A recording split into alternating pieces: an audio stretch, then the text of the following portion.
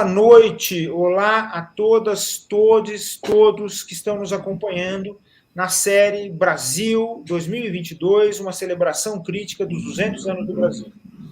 E essa série vem crescendo desde o ano passado, hoje nós já estamos no programa de número 58, e nós temos conversado com as protagonistas e os protagonistas do nosso tempo. São aquelas pessoas que estão pensando de forma crítica também o momento que nós estamos vivendo, para que nós possamos refazer a história do Brasil e reconstruir, redesenhar o nosso futuro.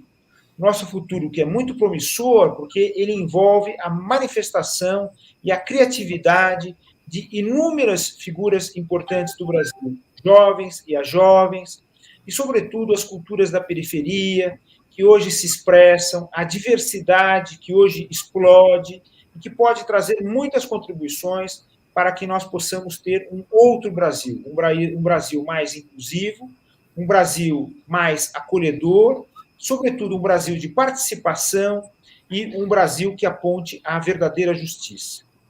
E nesses diálogos, nós que somos do direito, estamos aprendendo muito com aqueles que não são do direito, mas que direitos e de justiça sabem muitas coisas. Hoje eu vou ter a honra de receber o Célio Turino. O Célio Turino, que é, para brincar com uma das ocupações recentes dele, um dos papas da cultura brasileira, um dos grandes amantes, apaixonados da cultura brasileira, da cultura dos povos internacional. Né? O Célio acabou de lançar, pela editora do Sesc, o livro Por Todos os Caminhos, que conta um pouquinho das suas viagens pelas Américas, não é, Célio? Depois você vai falar um pouquinho para a gente. E eu queria, antes de tudo, lhe dar as boas-vindas. Bem-vindo à Academia Paulista de Direito, à cadeira Santiago Dantas e à série Brasil 2022, uma celebração crítica. Obrigado, Alfredo. Foi uma satisfação receber um convite seu e vamos fazer aí uma conversa no que puder contribuir, né? Não só na temática da cultura, como também sobre o bem viver, cultura do encontro, né? Legal. Você sabe, Célio, a primeira coisa que eu queria muito lembrar, né, que está nos acompanhando aqui hoje, é o Marcos Pardim, que possibilitou esse nosso encontro. O Marcos, que é um grande ativista cultural, uma pessoa maravilhosa, tem um trabalho na cultura muito bom, tem feito muitas coisas importantes por todo o interior do estado de São Paulo, interior brasileiro, não é? E eu queria agradecer muito. E você sabe que ele é meu compadre, né? Porque não sabia, não. Eu sou padrinho, sou padrinho da Luísa, né? Também. Uma maravilhosa, que se formou em Direito, que deve estar nos acompanhando aqui também. Bom, Célio, como para todos os nossos ilustres convidados, queridos convidados, pessoas que nós admiramos tanto aqui, eu vou lhe perguntar para você como é que você descobriu essa sua vocação maravilhosa, não é? Essa vocação de um grande difusor, um sol cultural para o Brasil, com tantas propostas que você fez. Como é que foi a sua formação e como é que isso está ligado à história do Brasil que você viveu, não é? Esse contexto tão difícil que foi a história brasileira até aqui. Importante começar com essa questão, né? Inclusive, eu trato disso em um livro meu, que é o Ponto de Cultura, o Brasil de Baixo para Cima. Aí tem até um capítulo que eu dei o título de Antes, que é esse livro aqui. E aí eu conto a minha trajetória, a minha história anterior a esse processo, né? E vou fazendo uma retrospectiva, digamos, uma viagem à semente, né? Eu sou historiador, né, de formação. Bom, vamos começando aí em alguma fase. Eu, muito jovem, fui trabalhar como operário gráfico na Secretaria de Cultura em Campinas. Eu tinha 16 anos. Isso em 1977. Venho de uma família proletária, mãe solo, meu avô confeiteiro, minha avó costureira, enfim, eu vivia na Vila Industrial, na cidade de Campinas. Meu avô lia muito e no contato com ele eu fui tendo gosto também pela leitura e tudo mais, né? esses velhos imigrantes, assim, filhos de imigrantes, tinham uma cultura vasta, mas no sentido não escolarizado, né? Aí, como eu fui trabalhar na Secretaria de Cultura, eu imprimi o material de divulgação da programação cultural da cidade de Campinas e fui me interessando a frequentar as atividades, e aí eu fui adentrando nisso, né? Era ditadura, na época não havia eleições nas capitais e municípios de segurança nacional, então Campinas era o maior município do Brasil que tinha eleição direta. E foi eleito um prefeito progressista, era o Chico Amaral, que era do MDB autêntico, e por sorte eu estava ali naquele meio, né? Na área da cultura tinha um pessoal bem bacana, progressista, o secretário até já faleceu, foi prefeito de Campinas, foi José Roberto Magalhães Teixeira, o grande, que foi quem me contratou. E à medida que eu fui adentrando nas atividades culturais, eu também fui adentrando na resistência à ditadura militar, né? Comitê Brasileiro pela Anistia, Comitê Movimento contra a Caristia, que foi um movimento contra o aumento do custo de vida, né? Que muito forte. Inclusive recordo quando estive na Catedral da Sé em 78 para a entrega de 1,5 milhão de assinaturas, porque a inflação estava avançando. A Catedral da Sé toda cercada, jogaram bombas na catedral no final da atividade, entraram com cães. Eu estava ali na escadaria, uma garotada, assim, e acompanhando esse tipo de ação. Ao entrar nesse processo da cultura, eu fui para a universidade, para a Unicamp, fazer história, já está numa atividade política de resistência à ditadura, grande, inclusive em militância na clandestinidade também, né? E aí eu propus para a diretora de cultura à época que ela me deslocasse para um outro trabalho. Eu queria organizar cineclubes e centros culturais e festivais de arte nas periferias e em favelas. E aí ela fez isso. Era bom para mim, porque eu estudava, a Unicamp era curso diurno, trabalhar como gráfico, né, já estava pesado, assim. E eu também levaria ação cultural nas periferias. Não era uma prática àquela época, nem em Campinas, nem em outros lugares, esse tipo de ação. Mas aí ela me deslocou para agente cultural, digamos assim, nas periferias. E com isso eu fui aprendendo muita coisa. Passava cineclubes em favelas, em bairros de periferia, conheci pessoas que foram fundamentais na minha formação. Aí, depois de formado, fui trabalhar com museu, dirigindo o Museu da Cidade, Museu Histórico em Campinas, ficava no Bosque dos Jequitibás, o histórico do índio, de história natural e do folclore. Lembro que em 84 teve o movimento das diretas, aí nós fizemos uma exposição de rua, junto com a Prefeitura de São Paulo, inclusive, e a exposição em Campinas é o que tinha que fazer, como eu tinha formação de gráfico, eu que aprendi também a revelar fotos e tudo, e fiz uns pôsteres que era a história das eleições no Brasil. Então, nós acompanhávamos até os atos com exposição sobre isso.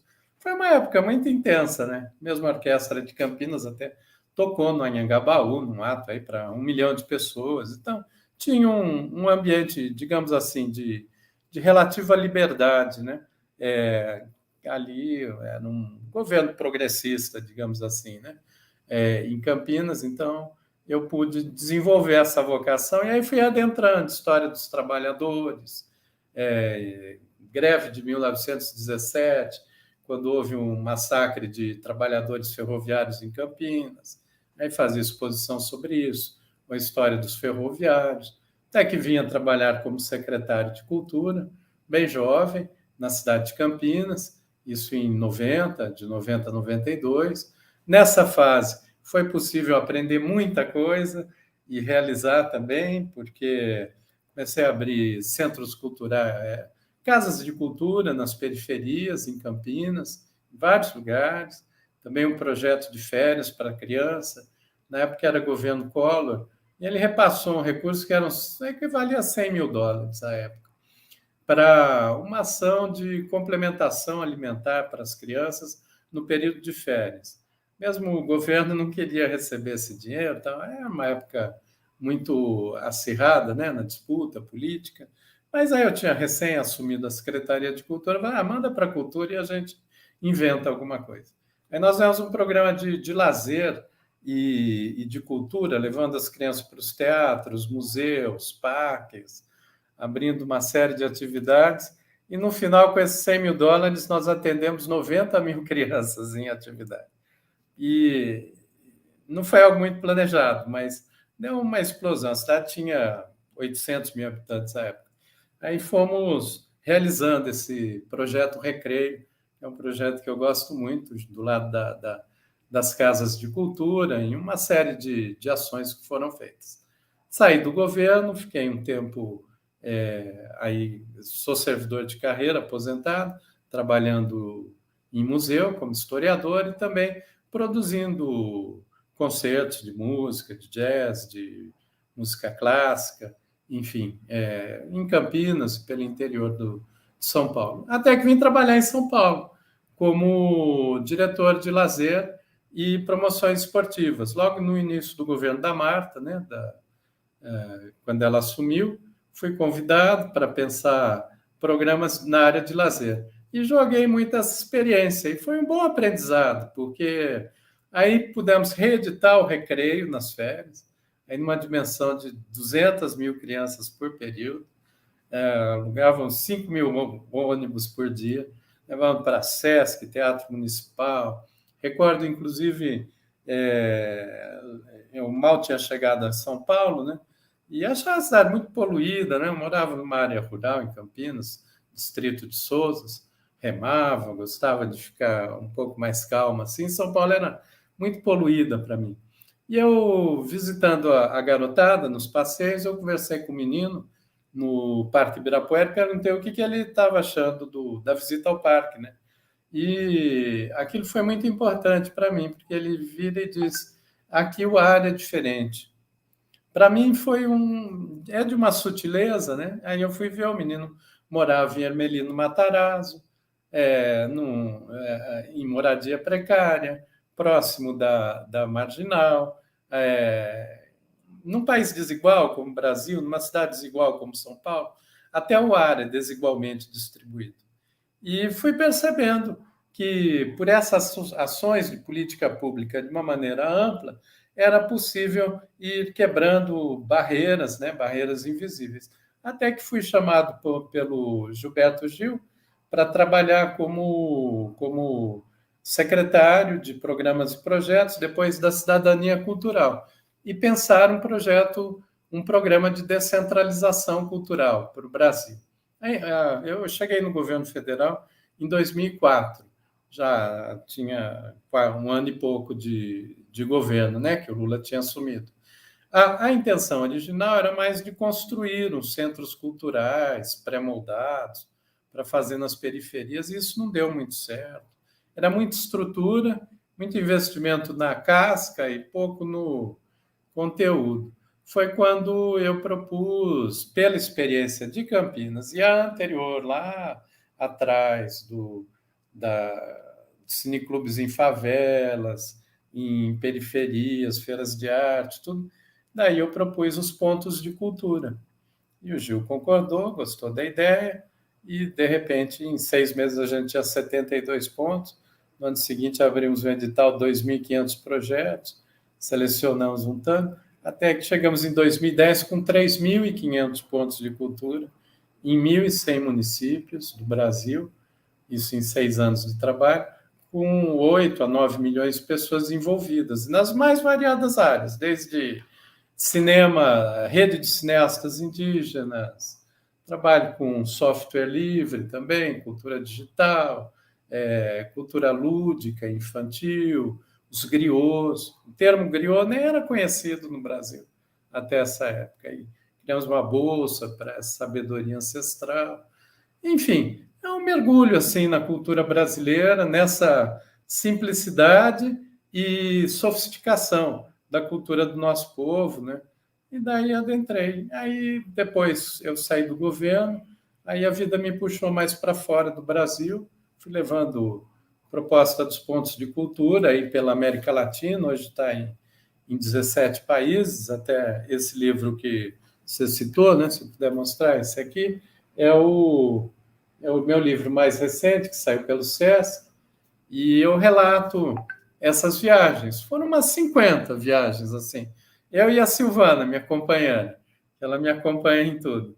E do México até o Chile, até os Mapuche, é capaz de, se vocês perguntarem sobre uma favela, um pueblo distante, uma comunidade indígena, é provável que eu diga onde estive e consiga localizar amigos e amigas, pessoas extraordinárias, né? São essas pessoas invisibilizadas por todos os cantos e que nesse livro eu busquei jogar luzes a essas experiências, como com os pontos de cultura, né? Então é essa dedicação assim que foi indo, né? É, acho que foi, digamos assim, começou lá atrás, com gosto de leitura, e foi entrando no trabalho e misturando com história e cultura, né? E eu não vejo como fazer uma transformação social no mundo, no Brasil, em qualquer lugar, que não seja junto da cultura e da arte. Sério, é interessante isso. Você percorreu, quer dizer, um caminho que é um caminho que diz respeito um pouquinho, digamos assim, a esse alvorecer, digamos assim, da periferia brasileira e, portanto, da verdadeira democracia brasileira, quer dizer, dessa expressão que é a mais autêntica, digamos assim, daquilo que nós somos, né? Isso apesar de todas as dificuldades que nós vivemos em todo esse período, né? Eu queria perguntar para você, do ponto de vista político, quer dizer, de um regime político, por que essa sua vocação teve êxito? Né? Quer dizer, você encontrou eco num processo também de democracia no Brasil que foi crescente? Né? Porque eu queria comparar isso com o momento deprimente que nós estamos vivendo hoje. Eu queria que você falasse um pouquinho desse aspecto assim benéfico, né, de viver num regime como esse de construção democrática. Muito pertinente isso que você coloca. E, de fato, eu tenho essa sensação. Veja, eu comecei a perceber esses processos, né? E de opressão, e vivendo em condições bastante difíceis, né? Em, ir numa favela, mesmo numa cidade como Campinas, que até tem uma renda razoável, nos anos 70, é muito diferente de hoje. Não tinha luz elétrica, não tinha água nos barracos, enfim, havia uma precariedade, mesmo nas periferias, né? Uma repressão, uma impossibilidade de reuniões públicas mais amplas. A gente desafiava e fazia, mas, enfim, havia toda uma dificuldade. Mas, desde então, eu sempre tive uma esperança muito grande. E 78 foi um ano mais esperançoso que 77. 79 mais esperançoso que 78. Houve a anistia, os movimentos operários, as greves. 82 houve as eleições para governadores, campanha do Montoro aqui em São Paulo, que era um candidato bem progressista assim para a época. PT está se formando também, Lula, enfim, houve crescimento, né? 84, com a campanha das diretas, em que nós vestíamos o amarelo. O amarelo era do povo, o amarelo era da democracia, né? Que não pode permitir esse sequestro, né? Das cores da bandeira para forças tão obscurantistas, né? Aquele momento vestíamos o amarelo, né? E nos anos seguintes a mesma coisa. Isso resultou na Constituição de 88. Eu acompanhei também muito, e foi algo muito importante na minha vida, a luta dos movimentos populares de saúde. Alguns jovens médicos que iam trabalhar nas periferias, quando falar de posto de saúde ou de medicina preventiva era coisa de comunista nos anos 70. E viu com o processo de construção do SUS, a recuperação de sindicatos, né? Aliás, agora, com a pandemia, eu tenho frequentado aqui o centro de saúde aqui na Vila Prudente, né? Eu moro na Moca, e indo no centro de saúde, né, na unidade básica de saúde, eu tenho recordado desses momentos, né, de tanta gente que se entregou para a construção de uma ideia de saúde pública, porque não havia isso. Tinha o INPS e o INAMPS, né, que era o atendimento de saúde para quem tinha carteira assinada. Quem não tinha carteira assinada era a Santa Casa, era só caridade, né? Não tinha um sistema de atendimento público. E tirando um ou outro município, enfim. E isso se construiu pelo SUS, né? Resultado disso. É interessante que de uma década para cá, o que a gente tem visto é o contrário, né? Eu vejo pela minha própria condição de vida. O que era esperançoso naquele período, e que por 2, quase 3 décadas foi nesse crescendo, depois começou a ter uma quebra, né? Quebra, inclusive, nos afetos, nas relações de solidariedade, nas proximidades, nas relações comunitárias. Tudo ficou muito duro. Hoje, por exemplo, foi algo que me abalou, assim. Eu fui com a minha esposa para o centro da cidade, passamos ali na Praça da Sé, né?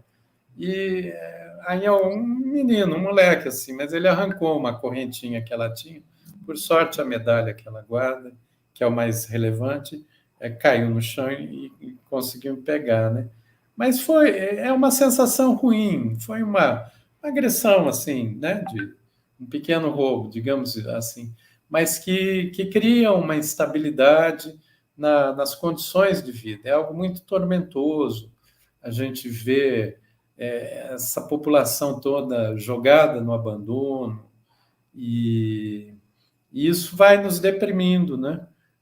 Eu diria que se nesse período recente, dos anos 70 até 2010, um pouquinho além, houve um Brasil da esperança, mais sorridente, buscando conquistar ações. Nos últimos anos, o que tem sido manipulado são esses afetos tristes, né? Que o Spinoza até que definia, os afetos tristes, né? Que são esses da depressão da potência. Então a gente vai perdendo até criatividade como povo, criando exemplos. Eu viajei, como eu disse, né? Fiz aí dezenas de viagens pela América Latina, umas 50, mas não só, para outros países, né? Nessa última década, e de uma forma intensa, né? E era algo interessante que até alguns anos eu chegava no aeroporto, alguém dizia: você é do Brasil? Tem isso, tem aquilo. Falava, ou tinham referência da política, do Lula, de conquistas e do futebol e da alegria, tal. Nos últimos anos, sobretudo um pouquinho antes de 2020, porque depois de 2020 não se viajou mais, então eu não sei, mas nos aeroportos mesmo, alguém via falar do Brasil com uma certa tristeza. Pessoas de outros países viam isso. E eu acho que a gente precisa recuperar esse sentido da alegria e essa potência da esperança para o povo brasileiro, porque nenhuma comunidade, nenhum povo, nenhuma nação pode viver se deixando num aturdimento, assim, num turbilhão de ódio, de desesperança, de maledicências, né? É algo que não sai da nossa pauta. É todo dia. Isso está criando uma doença social, eu diria. Mas, sério, você falou muito em solidariedade, né? Digamos, em solicitude, em cuidado com o outro. A gente vive nesse período de crise, não é apenas a pandemia ela tornou mais agudos os problemas que nós já vínhamos vivendo, né? A gente vive um problema sério que decorre do sistema internacional, que é um sistema perverso do ponto de vista econômico, é um sistema que vigora apenas pensando no lucro, na ganância, nos ganhos, que impede os estados, inclusive, de ter um protagonismo na mudança social, na transformação social, não é? Ao estabelecer, por exemplo, essa questão extremamente controvertida do ponto de vista até científico, que é a do teto dos gastos, né? Quer dizer, a impossibilidade do Estado investir para melhorar as condições de vida do seu povo, né? E nesse aspecto, quer dizer, ligando a essa ideia maravilhosa, quer dizer, você passou por processos de cultura, de construção cultural muito bonitos, né? Eu sempre me lembro, penso em você e penso naquela letra. A gente não quer só comida, a gente quer cultura, a gente quer diversão, a gente quer arte, não é? E você fez isso. Mas eu queria que você falasse um pouquinho sobre essa questão da solidariedade e de um projeto do qual você participou, não é, como um protagonista importante brasileiro, que foi o Economia de Francisco, não é? Inclusive, eu sei que, por sua intervenção, pela intervenção dos representantes brasileiros, se buscou dar a esse projeto o nome de Economia de Francisco e Clara, não é? Que foi o empreendimento do Papa Francisco para mudar o pensamento a respeito da economia, né? Um Papa contra o neoliberalismo, ou seja, um Papa pensando na saúde, na cultura, na vida dos povos e não nos ganhos da minoria. Eu queria que você contasse um pouquinho sobre isso. Bom, aí eu vou ter que ir um pouquinho atrás, né? Como eu falei, a partir de 2011, eu fiquei circulando mais fora do Brasil que no Brasil, né? E os pontos de cultura, por exemplo, na Argentina são mais de 1.000. Em vários países tiveram um papel assim muito bonito na prevenção à pandemia na Argentina. Houve até uma ação do governo com pontos de cultura e o enfrentamento à pandemia. E às vezes a gente faz nosso trabalho e não sabe quem está vendo, né? Quem gostou muito e conheceu a experiência dos pontos de cultura nas periferias em Buenos Aires foi o então arcebispo Jorge Bergoglio, que depois veio a ser Papa Francisco, né? Aí, quando ele se torna Papa, ele sempre dedicou a vida dele a essa ideia da cultura do encontro. É até um conceito que ele desenvolve. Vou contar a história para depois juntar. Isso ele começou a exercitar quando houve aquele atentado na Argentina, em 1994, contra a AMIA, que era a Associação Mutual Israelense Argentina. Morreram mais de 80 pessoas, foi um atentado terrorista. Ele era bispo na época. Aí ele resolveu juntar jovens estudantes, né, adolescentes, judeus, católicos, evangélicos e muçulmanos. E ele fez um exercício de 1 ano de atividade com eles, no que resultou numa lei, que é conhecida como a Lei dos Jovens em Buenos Aires. Depois disso, teve a crise também em 2000, ele fez uma ação chamada Escolas de Vizinhos, aproximando escolas católicas, né, mais de classe média alta, com escolas de periferia na Argentina. E também foi uma experiência chamada Escolas de Vizinhos. Então, ele sempre foi trabalhando com essa ideia da cultura do encontro. Aí, quando arcebispo, ele conhece os pontos de cultura e gostou muito da ideia. Aí, quando o Papa, ele pede para a assessoria dele localizar quem tinha pensado esse projeto e me convida para ir lá conversar com ele. Isso foi em 2015. Fui eu, a Silvana, aí eu fiz a abertura de um congresso, que é um programa que ele criou chamado Escolas Ocorrentes, que em latim, Escolas do Encontro, né? Vem do latim, Escolas do Encontro, exatamente para difundir a cultura do encontro. E o ponto de cultura foi o que ele mais percebeu como uma ação comum. Daí a gente foi criando uma relação muito próxima. Tive algumas vezes lá depois. Inclusive, ele cedeu lá o Castel Gandolfo, né, que é o Castelo de Verão dos Papas, que agora ele não usa mais como área de veraneio para ele. Ele transformou num espaço para encontros e cedeu para que nós fizéssemos um seminário em Castel Gandolfo, isso em 2018, que resultou num projeto chamado Agentes Jovens da Comunidade, que eu até apresentei lá na Academia de Ciências lá do Vaticano. Tem um vídeo, depois, se você quiser, É uma proposta, bom, mas enfim, senão eu vou desviar, mas é uma proposta de que os jovens pudessem ter um serviço-aprendizagem nas comunidades, ganhando uma bolsa para isso durante um ano, em que a formação é comunitária e para amplo alcance, né? Bom, aí a gente foi estabelecendo laços via esse programa também, o Escolas Ocorrentes, e em 2019 é quando o Papa lança a proposta das novas economias, né, que ele põe sob o guarda-chuva de economia de Francisco, em referência a São Francisco de Assis. Logo na sequência, acho que uns dias depois, nós iniciamos o processo aqui no Brasil. O presidente do Escolas Ocorrentes veio aqui e pediu para a gente fazer.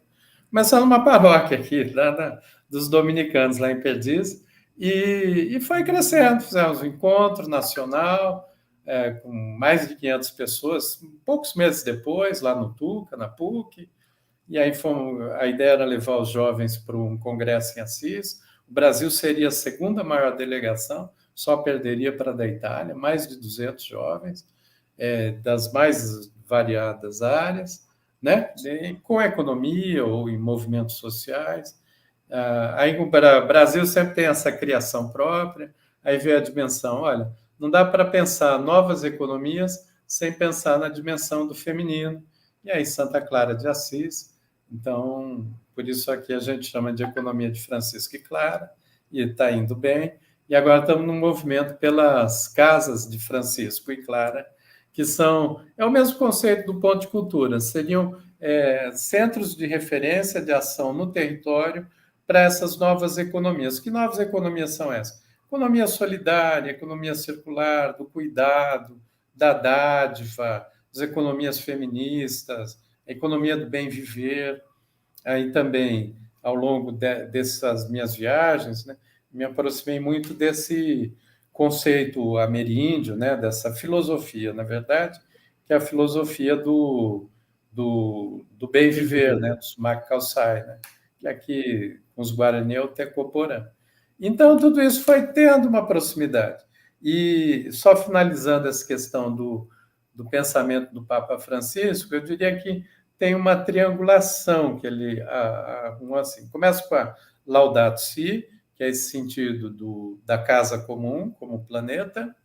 Aí vem a economia de Francisco, porque não há como cuidar. A economia é cuidar da casa, né? Então não há como e que fazer isso que não seja de uma outra forma. E a proposta de um pacto educativo global permanente, laico, para toda a vida, né? Que ele também lançou, foi dentro da pandemia. A gente também tem um movimento aqui pelo Pacto Educativo Global, e assim seguimos. E dentro dessa ideia, que se aproxima muito da filosofia ameríndia, que é de que a Terra tem limites, a Terra tem dimensões conhecidas, conhecíveis, e é ilógico um sistema econômico, como o sistema capitalista, que ele é baseado, ele se vende como lógico, mas ele é ilógico, irracional. Porque se nós vivemos em um planeta limitado, não há como construirmos uma base social e econômica pensando na ideia da acumulação e da exploração infinitas. É claro que isso nos leva ao colapso. E é isso que o Papa tenta alertar, eu diria que de todas as pessoas mais bem colocadas no mundo, né, com espaço de reverberação das ideias, ele é quem tem, independente da questão religiosa, mas ele é a pessoa que tem a melhor clarividência sobre isso, e eu espero que as pessoas o ouçam a tempo. Tá. Assim como ouçam os povos indígenas, né? Exatamente.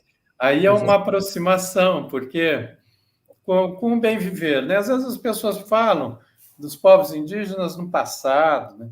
E não, eles são presentes, são modos de vida que preservaram o planeta. A Amazônia, eu pude conviver com vários povos indígenas no Xingu, com os Yaolapiti, também com os Iquepeng, também com os Axaninca, até escrevo sobre os Axaninca, uma grande amizade com a Aritana, que faleceu por Covid, inclusive, aí, recentemente, o líder dos Yaolapiti e de todo o Alto Xingu, né? E há toda uma forma de pensar o mundo que ela é muito avançada e sofisticada. Inclusive, ela tem uma interferência no direito, tem até o novo constitucionalismo latino-americano. Eu participei, até fui convidado, fiz uma conferência, um congresso que teve em Quito, não recordo o ano, acho que 18. E o novo constitucionalismo americano, latino-americano, é que resulta nessa ideia dos direitos da natureza, que hoje está incorporado na Constituição do Equador, né, da Bolívia, recentemente do Panamá, e agora o Chile vai incorporar também, está no processo constituinte. E note que é diferente a ideia de direitos da natureza da ideia europeia de defesa do meio ambiente. Porque sempre nós defendemos, digamos assim, nem defendemos, né? Mas quando defende, é do ponto de vista antropocêntrico. Ou seja, vamos defender os mananciais para garantir abastecimento humano. Os direitos da natureza, não. E essa é a base da filosofia do bem viver, né? Que aqui em Guarani seria Tecoporã, um modo bom de viver na casa. O papo também, o Laudato Si, a casa comum, cuidado com a casa comum. Então, vejo que tem esse encontro direto. Mas é entender a natureza como sujeito de direitos. O rio, ele tem direito de ser rio porque ele é uma comunidade de seres, e aqueles seres têm dignidade. Os bosques, as montanhas têm direito de ser montanha, o bosque tem direito de ser bosque. É a harmonia, é o planeta se reconectando. Aliás, eu vi na entrada da sua chamada, você vai você separa o desenvolver, não é assim? Eu vi o desenvolvimento da justiça. Essa é a ideia da filosofia do bem viver, que ela nem trabalha com o conceito de desenvolvimento, que desenvolvimento é separar, né? Então, ela trabalha com a ideia do envolvimento, né? Isso mesmo. Então, enfim, é isso tudo que vai sendo construído por aí. Que legal. Isso que você leu aí é o lema da minha cadeira na Academia Paulista de Direito, né? Eu criei esse lema que é para a descoberta dos direitos e o desenvolvimento da justiça, que na verdade é para o envolvimento da justiça. Exatamente. É o que eu percebi. Assim que eu entrei, chamou a minha atenção. O legal é que essas pessoas maravilhosas que são vocês, né? Por exemplo, quando o Sassá Tupinambá esteve aqui, ele teve a curiosidade de ver lá também qual é o meu lema lá no Facebook. No Facebook não, no WhatsApp, né? Em que eu retomo uma fala do Renascimento, em que se diz que a ciência é idêntica à magia, né? Mas essa ideia o ponto de cultura, até eu trato disso no livro, tem muita referência com o Leonardo da Vinci. Isso, legal. Porque é a dimensão, inclusive quando o homem vitruviano, né? Você sabe que o Vitrúvio foi o arquiteto romano, né? E ele deixa uma equação para a humanidade. Os sábios levaram mais de 1000 anos tentando resolver a equação, né? Que é a medida das proporções, né? Humanas, né? E é o humano como medida das coisas, né? Quem resolve é o Da Vinci, e ele resolve exatamente na conexão entre a matemática e a arte, né? Que é o próprio homem vitruviano, que é exatamente essa junção entre magia e técnica, magia e ciência, né? Esse pensamento mágico, o Ocidente, né?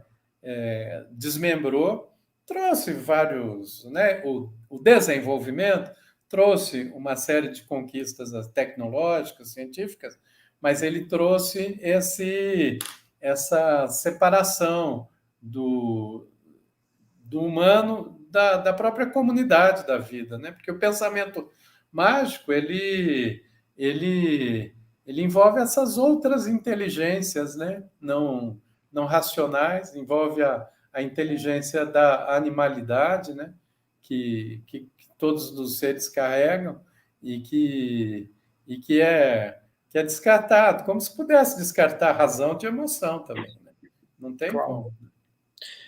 Eu acredito que, nesse aspecto, quer dizer, a contribuição disso para a reconstrução do direito, né, porque o direito foi nessa sua. Eu chamo o direito de um processo civilizacional, mas ao mesmo tempo que ele vai sendo construído na história para gerar, digamos assim, coisas extraordinárias e bonitas, né, que hoje em dia nos garantem, por exemplo, dignidade, democracia e assim por diante, mas ao mesmo tempo ele também foi instrumentalizado para coisas péssimas, para as coisas ruins, né? E nesses diálogos, que eu acho que é muito importante, o direito tem que aprender coisas novas e recuperar coisas antigas, né? Por exemplo, a primeira expressão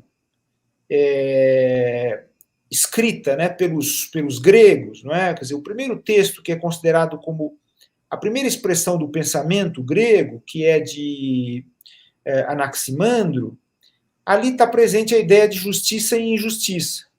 Então, presente as duas palavras, né? Dike e adikia. Só que, quando Anaximandro fala em justiça e injustiça, ele diz a justiça e a injustiça que as coisas se dão. Ele não fala da dimensão humana. Ele fala que há uma justiça e uma injustiça no interior da natureza. E que é a partir disso que é gerado o humano. Então, quer dizer, recuperar esse percurso é justamente recuperar a ideia de que a justiça tem que estar envolvida com o mundo, né? E que o homem, o ser humano, né, ele não é dono disso, de jeito nenhum, né? Ele compartilha alguma coisa, ele precisa participar disso tudo. Eu acho que isso é muito importante. Daí porque isso que você está falando tem muito a ver com esse aprendizado, com esses novos caminhos que a gente tem que trilhar. E eu queria que você falasse um pouquinho sobre novos caminhos, Célio, porque você tem aí, o seu trabalho está continuando. Quem sabe você pudesse contar um pouquinho das experiências dos pontos de cultura e associar com os novos projetos que você está desenvolvendo hoje, né? Os podcasts, tudo isso que você está fazendo. Pois então, sabe que eu comecei fazendo direito, fazia direito na PUC em Campinas e história na Unicamp. Mas Então, aí a Célio, época. você sabe que nós somos colegas nisso, porque eu estudei história também. Ah, é? Opa, que bacana. Lá na USP, é. E foi Ah, isso que me libertou das bobagens terríveis do direito. mas eu não Falo concluí, para provocar. infelizmente. Mas a minha filha é advogada, vive em Brasília, e uma Que ótima legal, advogada, uma que menina legal. jovem Depois quero e, conhecer. e muito, muito especial, assim. Mas Como na ela época chama? fiquei meio bravo com a faculdade de Direito, assim, sabe? Como é que ela chama, sério? Mariana Turino. Mariana Turino, legal. Vamos conhecê-la também. Ah, Ó, será e eu vou uma te contar uma outra satisfação. história que é legal, porque o primeiro encontro dessa série, que hoje já está no 58 com você, foi com o Silvio Tendler. E Ah, o Silvio é um irmão, querido.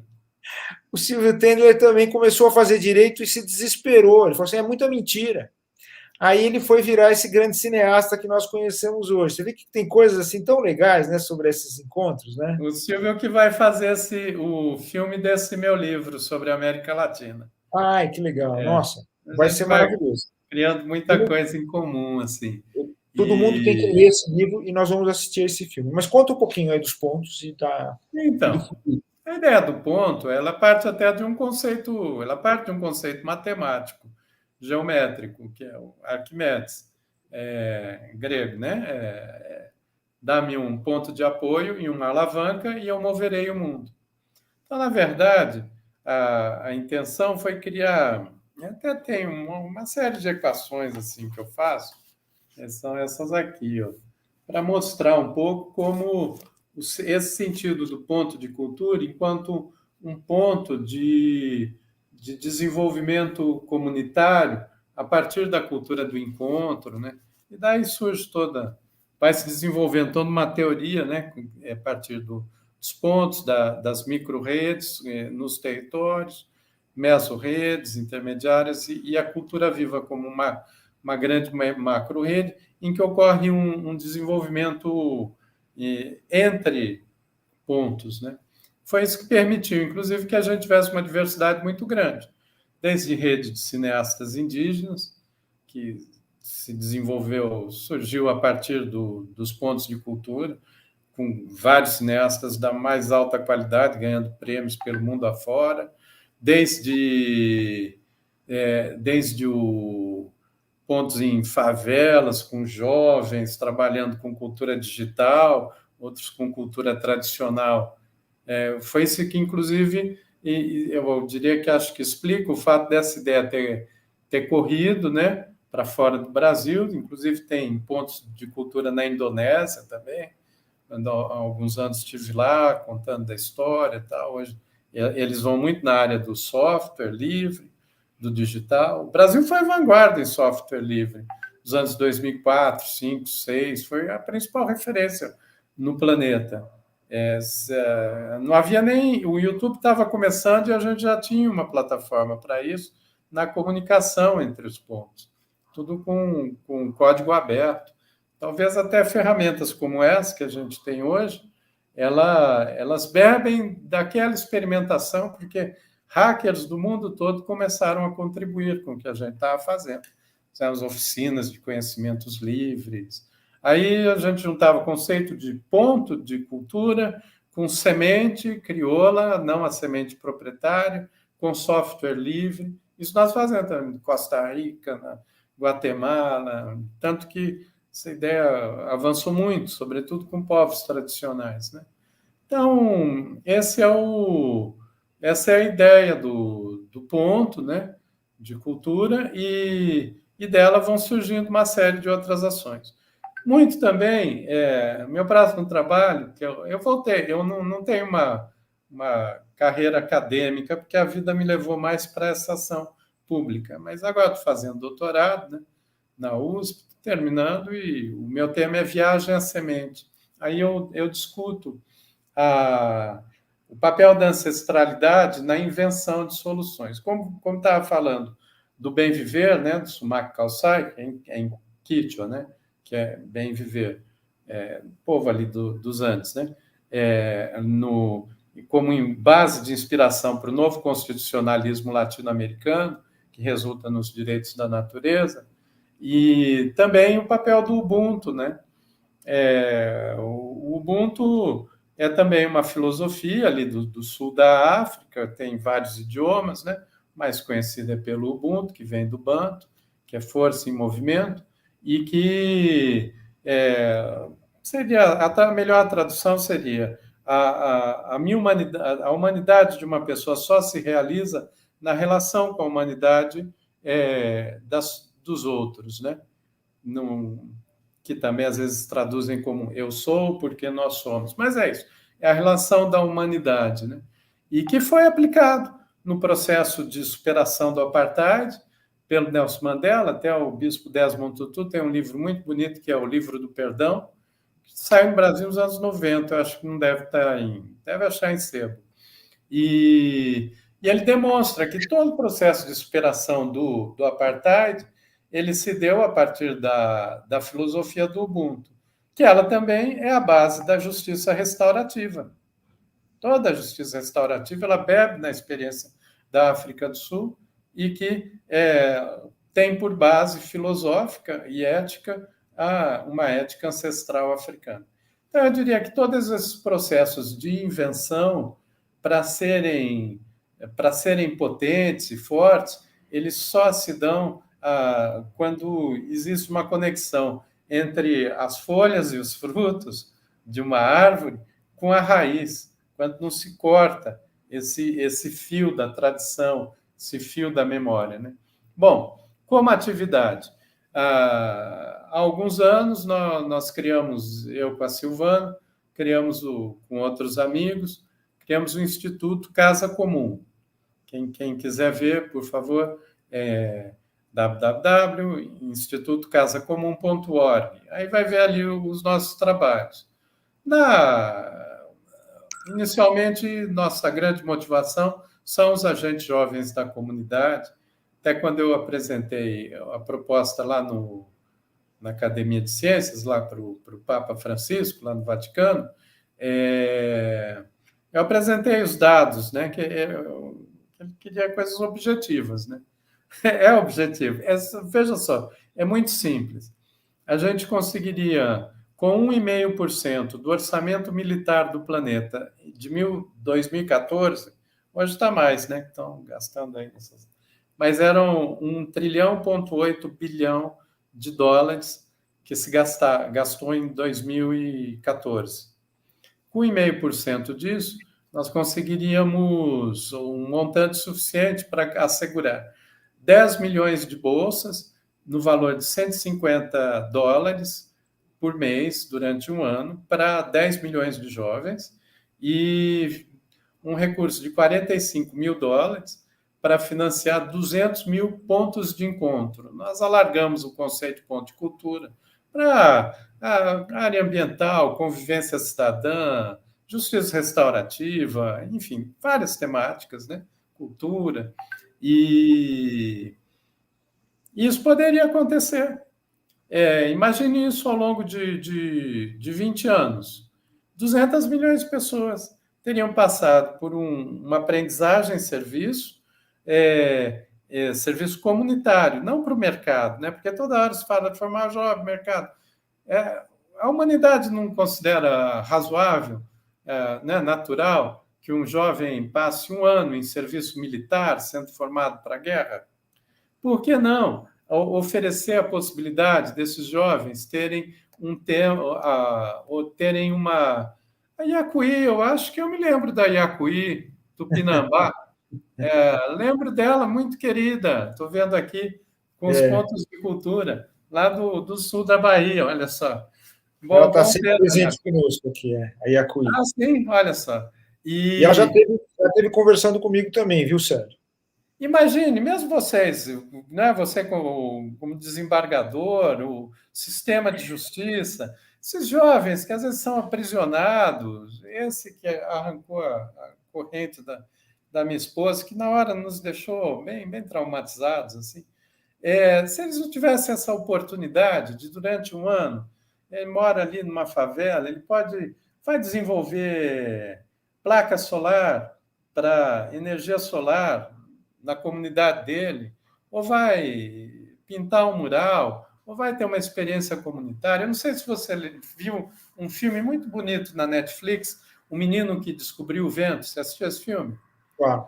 Para esses meninos, imagine se aquele menino lá no Malawi, se ele tivesse, além de toda a inventividade dele, né, se ele tivesse a possibilidade de ter um pouco mais de recursos, ter uma bolsa, né, não precisava nem ser os 150 dólares, né, os 150 dólares eram um promeio assim para, né, em alguns países isso poderia até ser diferente o valor, porque teria um outro peso, né? O quanto a humanidade não avançaria.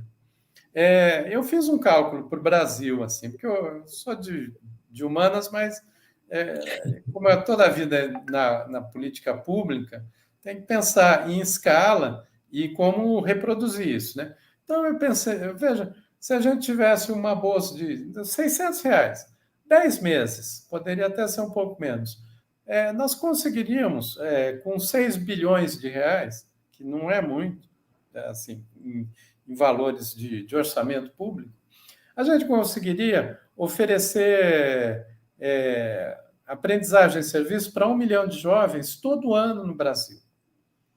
Inclusive, eu acho que nem deveria ter recorte de nenhuma forma, nem étnico, racial, nem social. Porque os jovens de classe média, às vezes, de condomínio, de shopping, de escola privada, eles também são excluídos. Eles são excluídos da cultura do nosso povo. E o que mais está acontecendo no Brasil e em vários outros lugares do mundo é uma cultura do desencontro, em que as pessoas, os diferentes, eles não se conversam. A gente teria que pôr essa juventude para conversar. E imagine numa escala dessa, de 1 milhão de jovens por ano, em 20 anos. 20 milhões de jovens, 10% da população teria passado por esse exercício. Isso muda porque o quantitativo é necessário para o salto qualitativo, essa é a dialética. Senão, a gente fez só aquelas exemplaridades, pequenos projetos de vitrine, muito bonitos, mas a gente precisa da escala. Nós temos meios, o Brasil tem meios e o planeta tem meio, né? Eu falei 1,5% do orçamento militar. Todas essas bombas aí, cada dia eu vejo lá, deram 800 milhões para a Ucrânia, você usou não sei quanto de bomba. Isso tudo é uma tecnologia, uma cultura da morte, da destruição, da infelicidade, né? E isso precisa ser revertido imediatamente. E não é mais. Antes, a gente tinha até esse senso de paciência histórica. Os processos eles podiam acontecer com mais lentidão, né? Porque é assim que a história vai se movendo, são camadas e vão consolidando pensamentos. Hoje não. Hoje nós temos que ter o senso de urgência histórica. Porque eu não sei se daqui 3 ou 4 anos a reversão climática vai poder acontecer, talvez não possa mais. E aí, em que nós nos transformamos enquanto espécie? Nós nos alienamos de tal forma dos processos de vida que um instinto básico de todo ser vivo, que é o instinto de sobrevivência da espécie, através do capitalismo, ele foi arrancado dos seres humanos. E nós nos transformamos em ladrões, assaltantes dos nossos filhos e netos. O que nós roubamos dos nossos filhos e netos? A água boa, o ar, o clima, a possibilidade de viver com o mínimo de conforto comunitário, a possibilidade de poder andar na rua com o mínimo de tranquilidade. E essa é uma esquizofrenia que inclusive, está contaminando as pessoas até individualmente, né? Nunca vi, está tendo uma pandemia de doenças mentais, né? Jovens com depressão, é algo inacreditável. E isso é resultado desse sistema que coisifica tudo, transforma tudo em coisa. E as pessoas vão reproduzindo isso de uma forma quase que naturalizam essa coisificação. E que precisa se dar um basta. A gente precisa recuperar esse sentido de casa comum, esse sentido do ponto de potência. Precisamos compreender essa necessidade de que a vida pode ser boa, pode ser justa para todos, com razoável equilíbrio. Dentro da filosofia do bem viver, há essas 3 harmonias, né, que são muito simples. É a harmonia do indivíduo com ele mesmo, do indivíduo com a comunidade e da comunidade humana com a coletividade da vida.